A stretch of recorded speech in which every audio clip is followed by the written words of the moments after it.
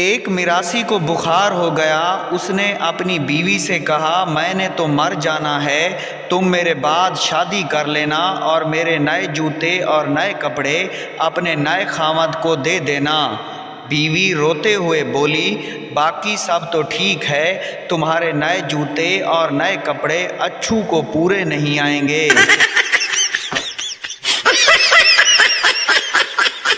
شوہر نے بجلی کا پلگ ٹھیک کرتے ہوئے بیوی سے کہا، یہ تار ذرا پکڑنا۔ بیگم نے جب تار پکڑ لی تو شوہر نے پوچھا، کچھ ہوا؟ بیگم، کچھ نہیں ہوا۔ شوہر، اس کا مطلب ہے کرنٹ دوسری تار میں ہے۔ وہ لوگ بڑے بزدل ہوتے ہیں جو بیوی کے ڈر سے خاموش رہتے ہیں اور منہ نہیں کھولتے۔ میں نے تو صاف صاف بیوی کے منہ پر بول دیا تھا، دیکھو بیگم، رات کو ٹھنڈ زیادہ ہوتی ہے، میں برتن صبح اٹھ کر دھو لوں گا۔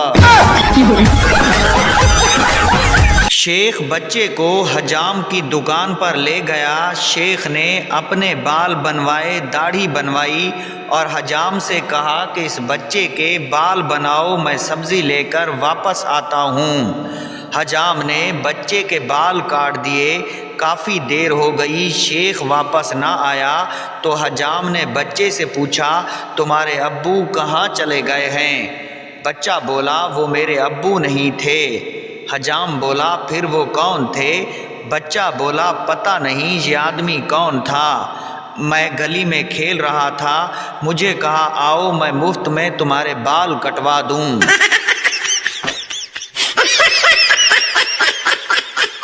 ایک آدمی ٹیلی ویژن پر ایک پروگرام دیکھ رہا تھا اور ساتھ میں رو بھی رہا تھا۔ اسی دوران اس کا دوست آیا، اس نے رونے کی وجہ پوچھی تو اس نے بتایا کہ میرا انعام نکل آیا ہے۔ اس کے دوست نے کہا، یہ تو بہت خوشی کی بات ہے، لیکن تم کیوں رو رہے ہو؟ اس شخص نے جواب دیا، میں رو اس لیے رہا ہوں کیونکہ یہ پروگرام ڈاکو بھی بڑے شوق سے دیکھتے ہیں۔ گل خان، میں نے اتنے پیسے دیے ہیں اور کمرہ اتنا چھوٹا، مجھے بے وقوف سمجھا ہے کیا؟ ویٹر، ابے اخروٹ کے منہ والے، تو اندر تو چل، یہ لفٹ ہے۔